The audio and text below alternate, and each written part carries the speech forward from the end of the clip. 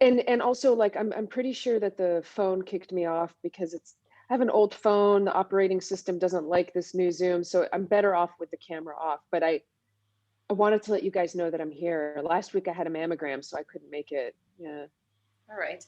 Well, okay, everybody. Welcome to Ophra's information. And it's just a few of us here today with this somatic education for youth for tomorrow's youth. And I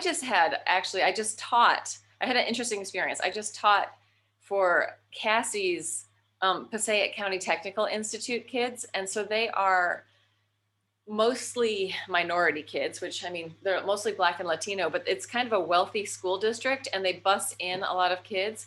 And I was teaching Laban and somatics and for an hour and a half for two different classes, a class of freshmen and sophomores and a class of juniors and seniors. And some of these kids, I've been there before as a special guest teaching them Laban.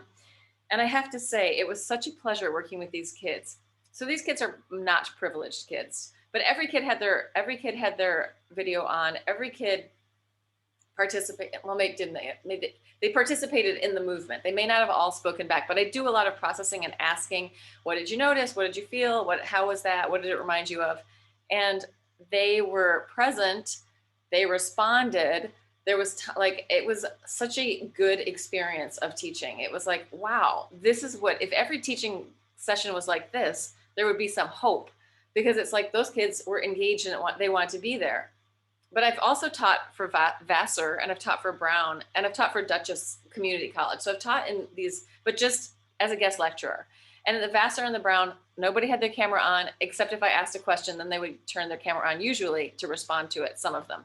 But it was like just this act of presence in your body, in the room. And I do understand that some people don't, I mean, Ophra, you've got an issue. You're not present in the body, we can't see you. But I do understand that some kids like the being seen part, but for this moment in time, like we have to move forward in education and movement education. And we have to see people if we're educating bodies. Doesn't mean they have to be like this, but we need to be able to see them moving around the room or whatever's going on. So it was such a poignant moment for me to also be aware of how this group of almost all Black and Latino kids was so present. And in the much more privileged groups that I've worked with, nobody had a camera on, So anyway, that's all I have to say about that. Interesting. Maybe I just for the people who are watching this without having seen the first video or knowing what we're actually speaking about here is that this is a working group about, as Laura already mentioned, tomorrow's somatic education for younger people, and we are a working group which found together just to have an open exchange about what our experiences, desires, challenges, and this is basically what happened last week. This week we want to go more into best practice, good methods that work, and just experience exchange, which is more concrete about things that already happened, instead of what could happen and what is the less good things that might happen. So we want to exchange a little bit about what we already did. Laura did a perfect introduction on the meta level to body work nowadays, basically because when you're not seeing them, how do you know where they are? And how do you know where you are with them, basically? Yeah. So in this digital contact, which and I'm here from Berlin, is going to definitely, after my expectations, going to follow us for the next at least half a year. United States probably the same. Oh no, we're just the two of us. It's going to be challenging, but still there is amazing ways to connect to people. I just gave a class on Tuesday morning. It's for a queer safe space, and I have been with that people giving classes there for 2 years, but engaged with them as a participant 2 more years. So in those 4 years, the one person that comes every Tuesday, I have never seen him, and I told him listen, I've never seen you in the space, and he was like, because I never dared to come, But now having this chance to be in the crowd or to engage with the program and the possibilities and the people, I have my safety. And I can imagine that also for a couple of children, a couple of upgrowing people, it might be a thing that coming into a room might be very much of a barrier for them. You know, like there's a lot of resistance. Do I look good enough? Am I dressed right? Can I be on time? Do I have the $15 to take part? And like the work online can be also a big chance for this. Yeah. So can you just say, you said this is for your, what group was it for? You said it really fast. It's a safe space for queer male identities. It's called Village Berlin, and I've been giving some classes there for quite a while now. And yeah, and my only really regular who comes since November, every Tuesday morning for the moved morning meditation. We finally had some time to really speak, and he said for him it's opening the world so much, because coming to a space is quite a barrier. Besides the point that like some people might just not live in New York, might not live in Berlin, and in all the capitals where somatic work is like at its peak at the moment. Yeah. Yeah. So we were going to talk about like best practices and what things have worked, right? A little bit. So because I just had this experience yesterday of working with these two different groups of people, I'm reflecting on how did I set up things that maybe gave them more access to participating. Part of it is because they're in a dance program and their dance teacher expects a lot of them. So she's already asking them, you have to show up, you got to have your camera on, I need to see you, and I need to see like some kind of, don't give me a puss face because you showed up, right? None of this. But they're in a school like they're lucky. It's not every school that you can have dance education as like part of your sort of curriculum. That they go to dance classes. I think twice a week they have dance classes, and like a lot. It's not just a little, one dance class, 1 hour a week. It might be more than 2 days a week.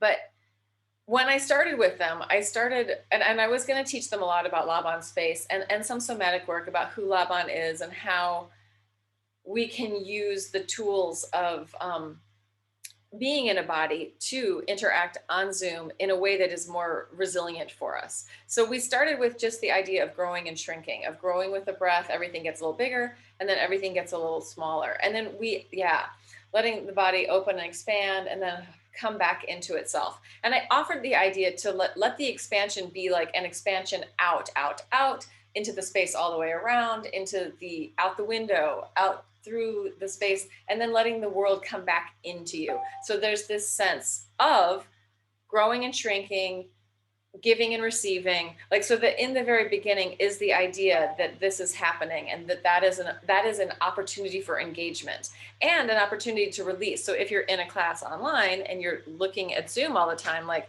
take your eyes away from the camera, give yourself a little bit of that movement of the breath and just feeling that.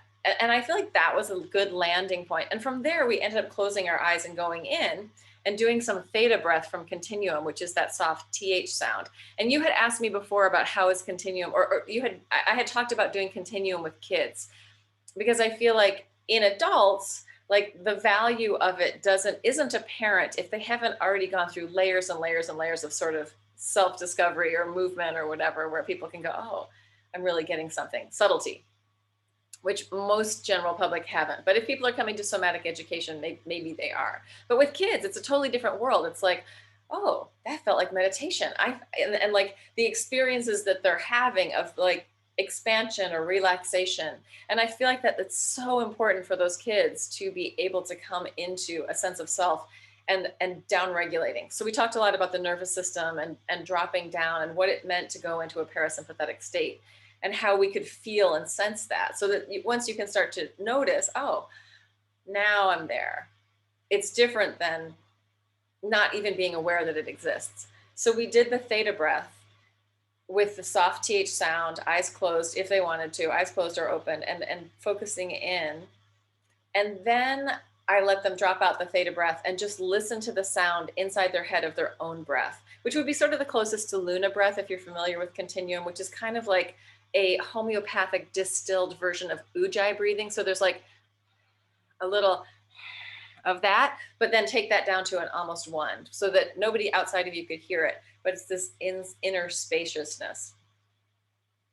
Then the next thing we did after that was just the really slow panning of the horizon, which I know is Peter Levine does it in in the somatic experiencing, but coming into letting yourself get into that primitive brain and downregulate even more by finding safety. Like you could look around, or once you've looked around, assess that nothing is going on, can bring it in even smaller and take it to, especially for dancers, like they're so good at feeling their bodies already. So I was working with dancers, but moving so small that you can barely feel that you're moving.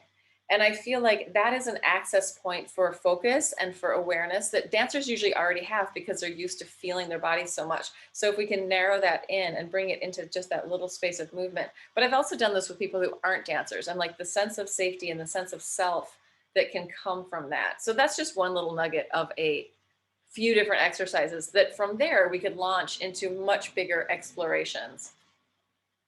And they had such a positive, like I've always had those kids respond with like, oh, thank God we're doing this. Like it's such a release to come into myself. And I didn't know. It's so different than the daily consciousness.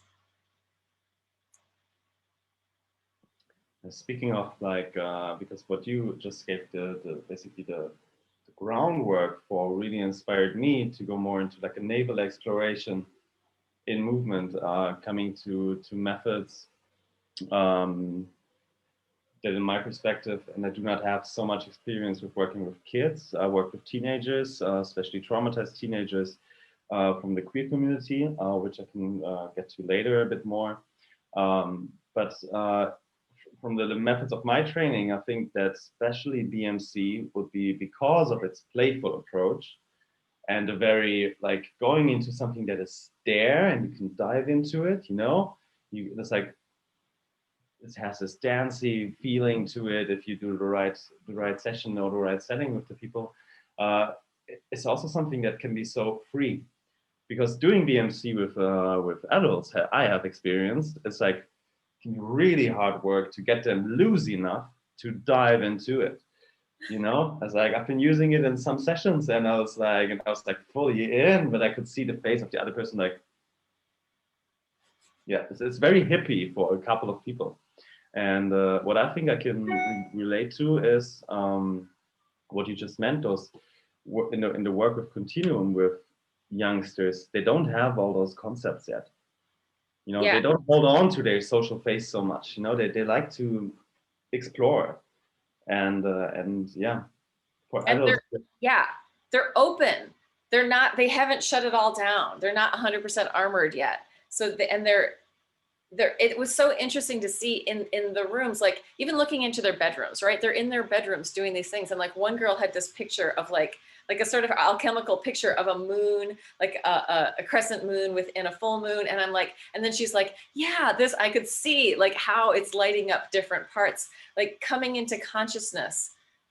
And I have to say, like, oh, you could take drugs to feel different, or you could just land in your body, right? You can just come in to what it feels like to be in yourself and to find a place where it's okay. And I think that the other thing, and you actually did it, was touching yourself. Like, so for one thing that I also did was like to reach out into the world and then to come back in and bring in what you reached, or let go of everything, throw it out, and then gather in what's going to be juicy, what's going to be delicious, what's going to be healthy and nurturing. And I think that concept of like really making friends with your own body and coming to yourself in a loving kindness manner, as opposed to a judgmental external, this is right, this is wrong. So I think and this is the big gift of Continuum, and that is that there isn't a right and a wrong. It's an inquiry, it's an exploration. And so the permission granted to have your own experience and to learn from what's your experience, what are you noticing, what images pop up for you, and what ways, like modes of learning. So I feel like with these kids, I mean, they were teenagers. So they were like probably 13 maybe to 17 or 18. I don't know, I could see the lights going on with them. And we also talked about trauma. We talked about like how trauma lands in the body, and how there are ways, like if we're in that freeze, and how freeze lands in the body, especially most of them are girls. And then the boys are queer boys, most of them, you know, if there are boys in those dance classes, they're usually not macho men. they're very, you know, which is an unfair thing to say because there are manly men dancing too, but in the dance classes that I have experienced within the schools, like it takes a lot of perseverance and desire to be a male dancer, especially in one of those communities that's. And also like looking at this, like what you just called manly man, yeah, how hard, and this is a like big call that we also have to society, and one of the things that we're gonna get to as well, is that like why does a manly man, you know, who just has a passion to dance, has to justify so much that he wants to go to a dance class, that he loves movement, you know, that he loves flowing, being in a room, getting in touch, getting into rhythms. It's like, and as much as it is a refuge for like queer young men to actually go to these spaces, it is for a straight young man a danger to go there. Yeah. Because he's risking his reputation in the outside world. So there's this entire universe of like, besides the spaces we create and the methods we use.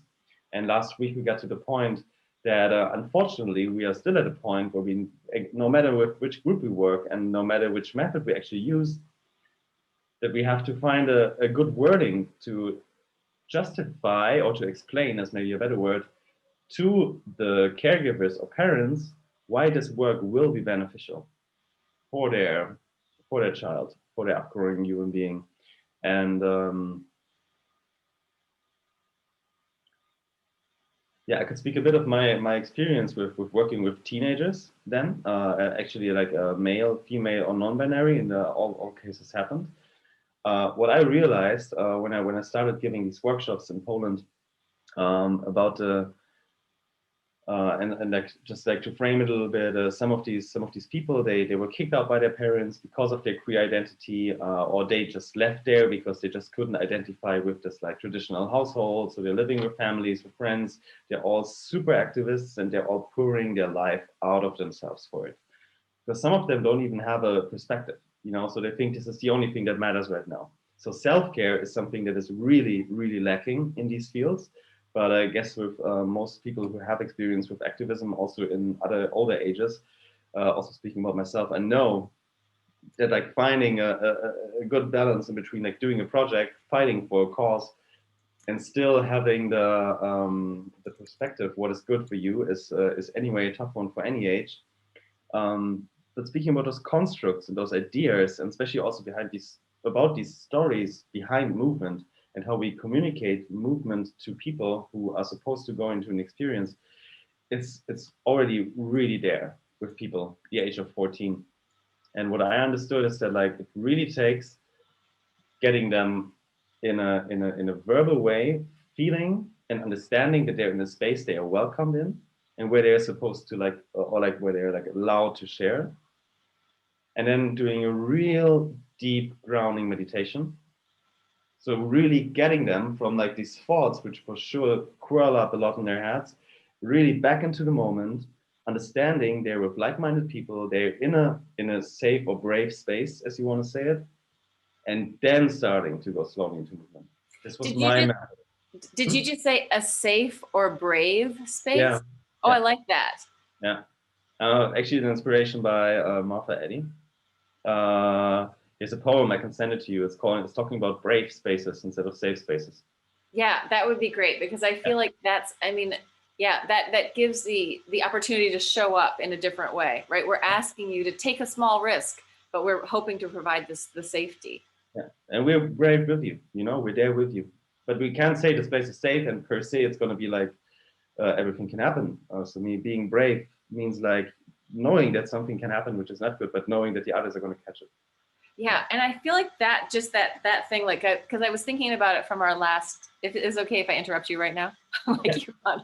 But I was thinking about from our last about talking about safe spaces or providing a safe space, and I think that that's one of the things in the somatic world is there is a big recognition that there is no guaranteed safety. We can promise that we will not attack you, but there may be danger in the environment. There may be, things are going on, like especially if people are working in like. Well, like your queer kids in Poland, where it isn't safe to be queer, and where their parents maybe have are not accepting them. There's a lack of safety from the home already. but, or like a refugee situation, or, you know, children that are abused. Like, we can't guarantee you safety. And that's not, it's so sad. But if we can come into the braveness of showing up. Ophra, you want to say something? I do, yeah, and then I might have to pop off altogether. But yeah, what you're saying now is really coming. Is it very echoey, by the way? It's fine. Okay. What you're saying right now, Laura, is coming together for me in a really interesting way with something Florian said a few minutes ago that you know, has been in the back of my mind as I'm listening to all of this, which is that, you know, this Florian, you said something about, you know, the support of the parents, of the adults, you know, and I'm thinking very specifically about my experiences of working here in the city of Newburgh. I worked for almost a year at the Center for Hope, which is an after-school program for very, very high-risk children, entirely Black and brown, you know, and they do beautiful programming for them after school. I did something in the alternative high school. So if you've already dropped out for whatever reason, this is your second chance to get a GED. Again, mostly, you know, Black and brown kids from poor backgrounds and are struggling with various kinds of traumas. And then I did something in the health center, you know, and the capacity of the leadership, the adults in charge, to connect and understand the value and the potential of what's being offered is what made all the difference in the big picture about how the work was received, even by the young people themselves, you know. And what that makes me think about, Laura, with what you were saying, is that I think increasingly something that I understand for myself as a practitioner is that, you know, the expectation that I be the anchor for a safe space is maybe too much and maybe not right. And maybe part of what we need to do is, you know, find out where there are other anchors in, you know, in this person's outside world. Like if it can't be a parent, maybe a school, an organization.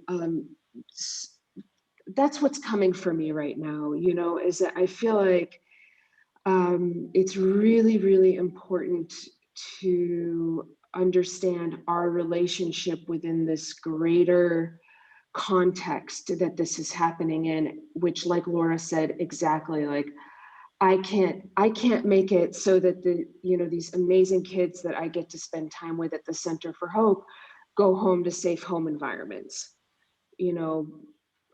And at the same time, it can't be that the entire space of safety is created in this one class in order for that work to really take root in them.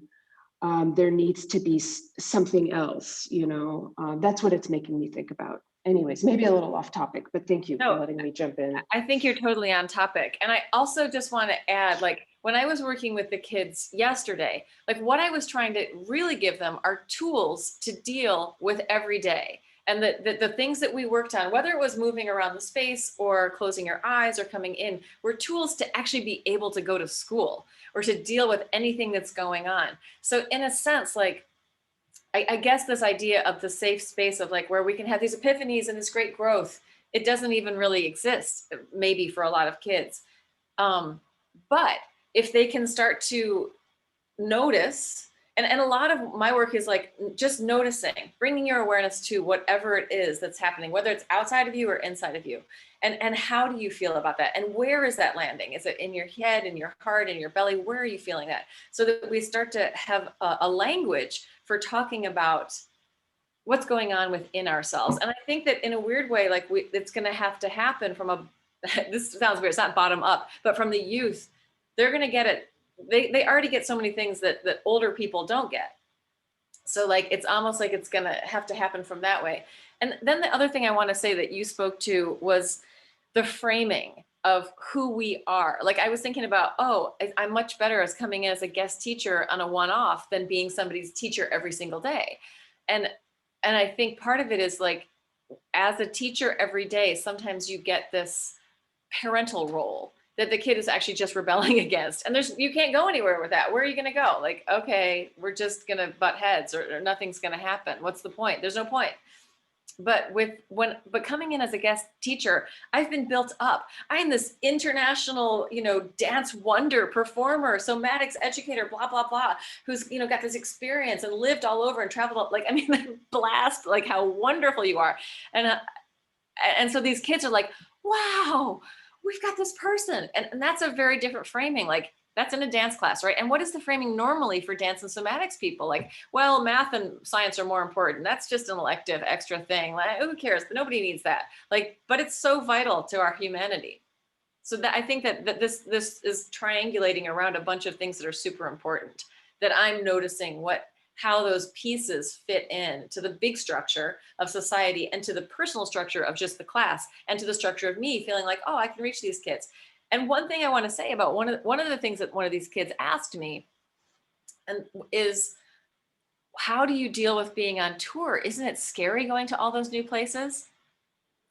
So, if I can go to new places in my body, I can go to new places outside of my body. And if my experience is so limited to just, the town I live in, my family, like, how do we broaden the experience for these kids so that there's a sense of adventure maybe, or play, or, how do we allow the world to become bigger, or their willingness and their feeling freedom to participate in that bigger world? And how can we find the security in ourselves to move into this outer world?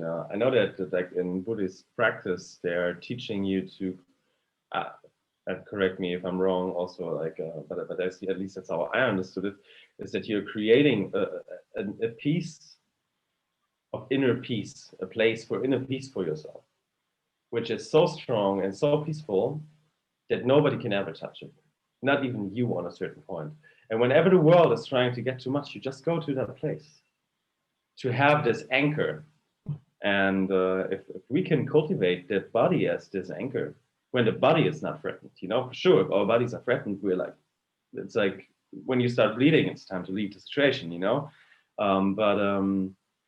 but so often just ideas, constructs, and like these concepts around us, or thoughts, or like being scared of something, or being in loss of something, can just like take us suck the light out of us so much that if we understand this anchor, it can keep us sane. One of the biggest pros of somatics, keeping you sane in a real unsane world. Yeah. Completely. Yeah. I think also one thing that I felt like we're learning so much about in the embodiment world, we're learning so much about trauma and how that resides in the body, and ways of dealing with that. And of course, for everybody, there's a different recipe of who you are and what works for you and like what doesn't work, and that can all change, and every moment is a different moment. But one thing that I really felt like these kids needed to know a little bit about was fight, flight, freeze, and how much freeze happens. Because I think within our culture, there's a lot of talk about fight and flight, but there's less talk about freeze. And so for people who are sexually abused, like, well, why didn't you just leave? Why didn't you just get out of it? Or even domestic violence, like, why didn't you take off? Why are you letting this happen to you? But that freeze response is a physiological response. And if understand that it's not your fault, right? Like, I think that's a big piece of that understanding that when your body is going through a nervous system response, an autonomic response, it's not your choice.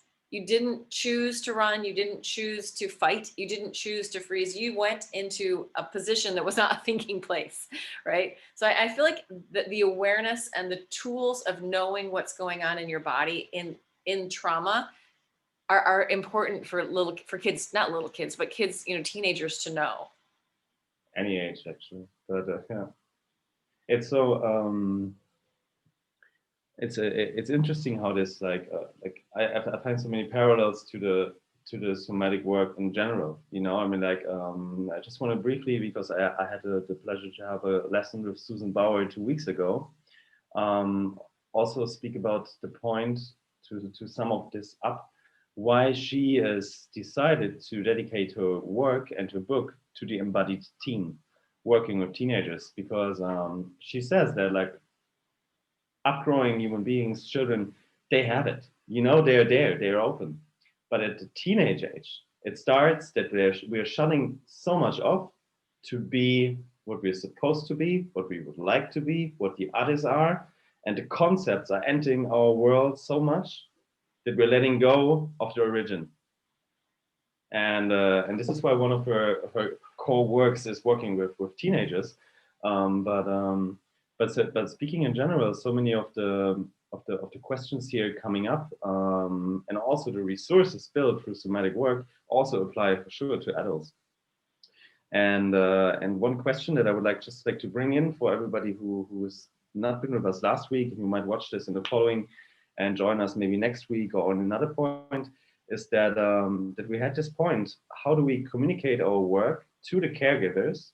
And Ophra also just mentioned how important it is that when the caregiver understands the importance of the work, the child comes in with a total different openness. So how do we? It's two things. How do we communicate our work or the importance of it?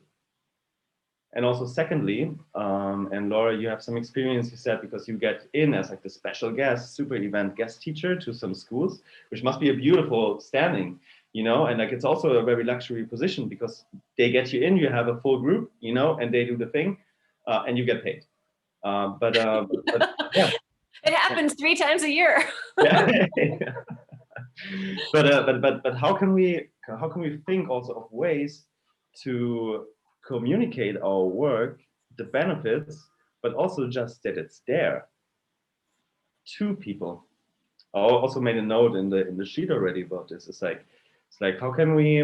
It's also a big marketing question then, but by keeping the marketing for now aside and the financial aspect, how do we reach young people? And the goal might just be to go to educational institutions and say like, hey, listen, I have this offer. Don't you want to do a course for your pupils, for your kindergarten children? No.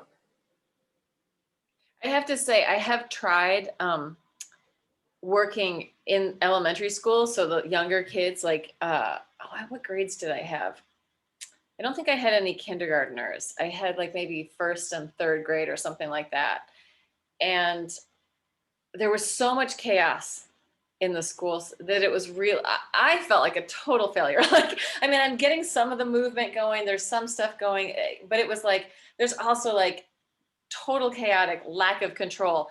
And in a weird way, I feel like part of the need is for these kids to have wildness and to have no one controlling them, like, right? So that they can I don't want to say self-regulate, but choose what they're doing. Like, so I feel like in a sense, there's like a need for so much more running around and freedom and physicality so that they can come in for a minute of focus and attention, right? And in schools, they're just taking that away. So I found working with kids that were just coming into the school system very challenging. Although my cohort, Georgina, who does a lot of dance classes, was amazing, could get little kids doing anything and like games, moving, you know, she doesn't have the somatic piece so much, but she's definitely in the dance world of getting kids to do things, to participate, to play. Yeah, I think I remember one how do you say it?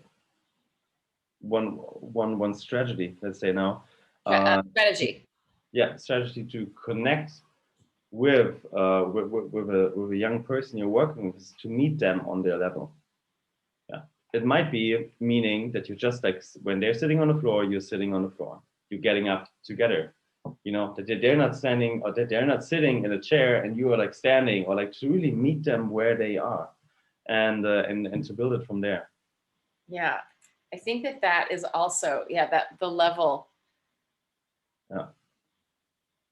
And Well, also just to see people as people, you know.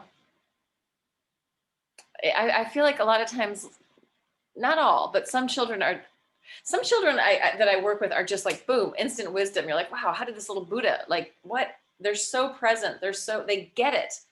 And then other ones are just like, and I mean, what's the difference? Who knows? yeah. You know?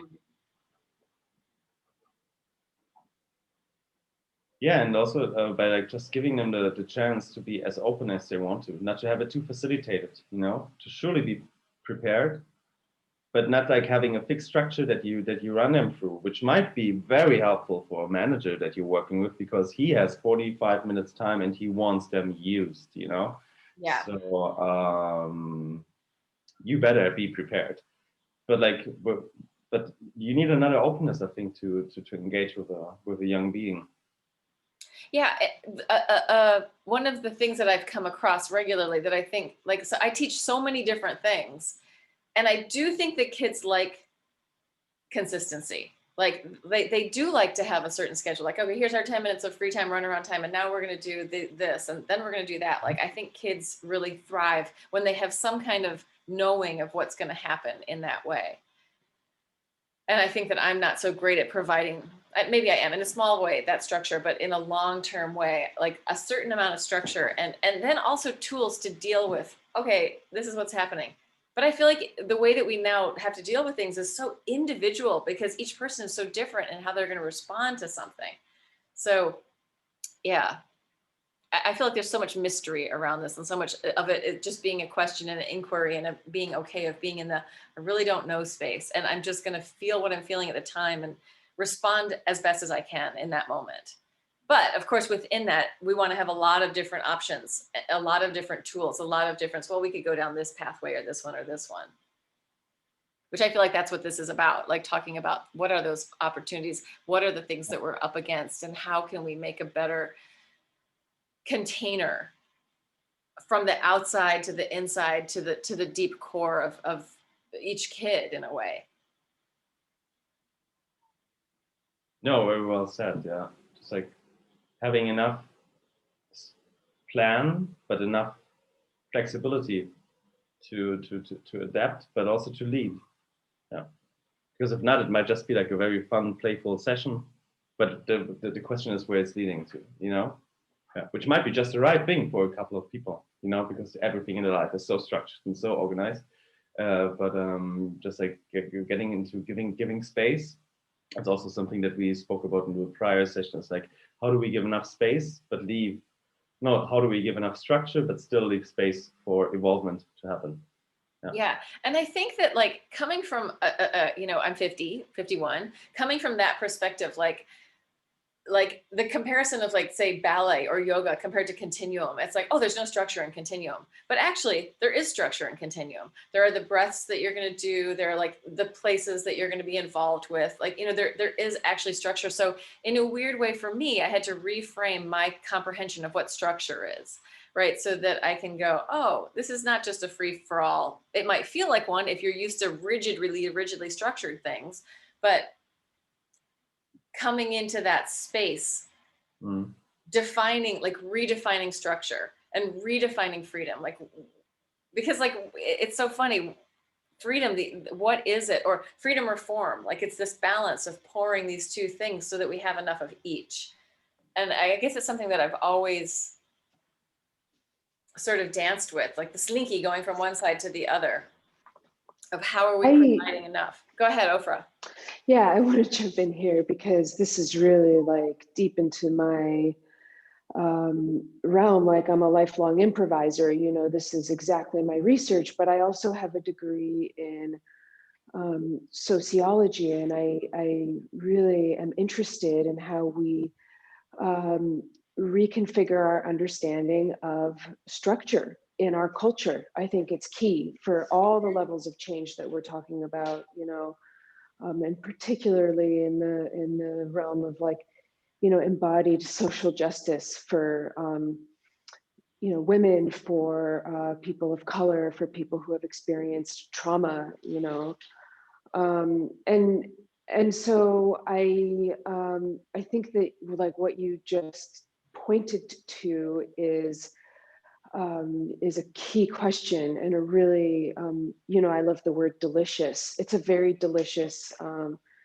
challenge, right? Because it is a challenge. If it was a challenge, you know, for you or for any of us personally at some point, but I think that the younger generations are much more ripe for it than we were. I really think that the issue is more, you know, our generations and the older generations, and like, to be super frank, as I am known to sometimes be, like, what I'm getting from all of this, from today's particular conversation, is that I think the real work for me right now anyways, and I'd love to work with both of you and, you know, other people if they're interested, is to maybe start to understand how we can give some of these tools to the people who are with the kids every day. I mean, everyone from someone like you mentioned, Georgina, who's got all these other tools, but maybe not as much of the somatics, to teachers, like in a classroom. What does a teacher really need? She needs the kids to be able to, like, center when it's time to center and arrive together, you know, or individually. Like, how can we use the tools that we have and that we know and our experiences to create something that's very, like, easy and accessible and desirable for the educators who are with them on a daily basis. Yeah. And I think that that comes back around to the circle of people valuing it and having awareness of it. And like, okay, these are these tools. And to me, like, what I've seen in teaching kids in the past 7 years is their access to being present is shifting so much. And so that's why I was so stunned by Cassie's class, which just had everybody present and moving, and just like, okay, wow, they're here, they're in their bodies. It's not a struggle, it's not a fight.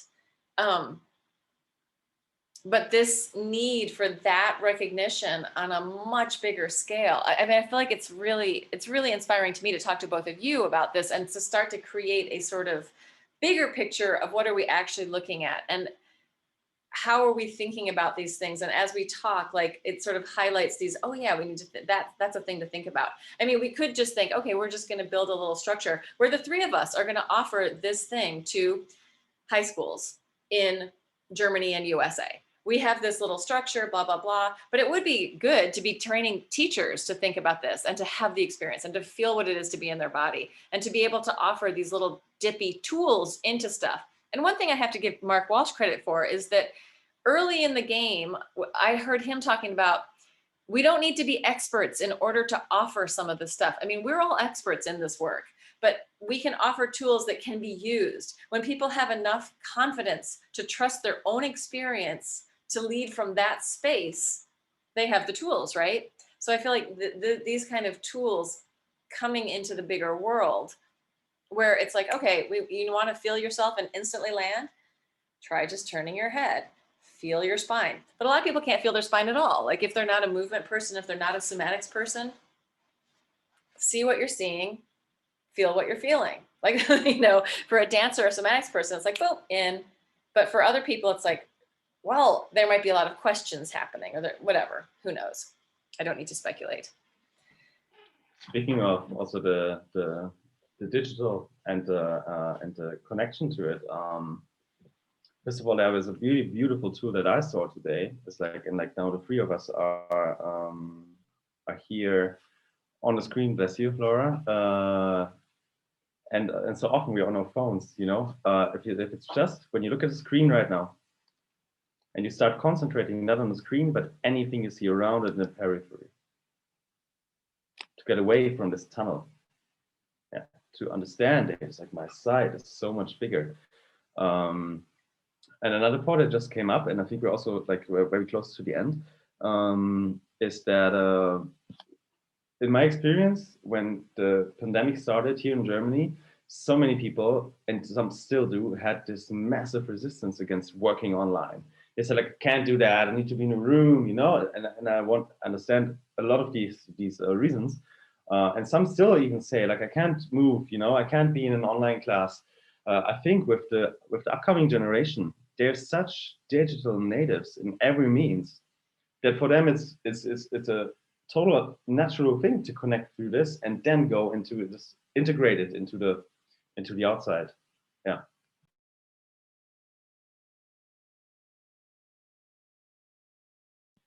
It's an excellent point. I feel like part of what we're talking about is just dealing with being online all the time, right? And how do we manage that in our bodies? And then the other part is like, if we were in a beautiful world where we could be in the same room as other people, like what would be our skills and tools and the container for that work to really be happening in the best possible way for us? And I feel like part of the importance of this group is envisioning what we want. And like, if we don't have an idea of what is good and what's going to work, or what things we need to consider, then we're not going to go anywhere. But when we can start to sort of visualize and create a model, then we can move towards it, or the idea of a model, even if it's in a shifting, changing space as we get there.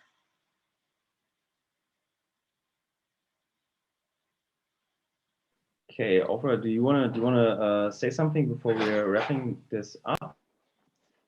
Sure.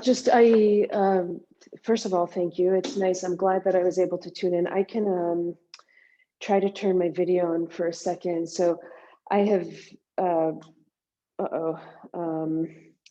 been painting as we work. Where I am. And it's Maybe nice turn your to be video able off, to move and sit at the same time. I felt like it was a wonderful stage. I agree with what said Laura. Excited to. Yeah, turn your video off because you're frozen on my screen and it's breaking you up. But when you don't have it on, we can hear you. Oh. Hi. Did any of that come through? No, none of it. Hi, this is where I'm at. Hi. I just want to say for myself that being able to move and breathe as we talk was really a great way to like think about what was happening. And that I felt like I'm really glad that I showed up today, because I wasn't planning, you know, I wanted to, but we're deep in the work right now. So it's a nice reminder that sometimes it's enough to just show up, you know, and do what you can as you can. And yeah, this is great. I'd love to continue, and thank you. Thank you both. Great. Thank you. Thank you, Ophra, and thanks for coming. Florian, do you want to say anything else? I think I'm just going to stop recording and we can just have a little minute of. No, just maybe a little preview for the next meeting for anybody who's watching this recording. So it's going to be the third session. It's like from the original plan going to be the last one for now. Besides, we decide that we want to continue and how. And the third session is really going to be after we did like first session about desires and challenges. Second one that just happened now about like best case scenarios, good practices and experience that was really happening. It's going to be about like open questions to see if we want to take this somewhere, if we want to create a work group with a certain program, if we want to think about ways to communicate somatic work for the younger generation to their caregivers, to schools.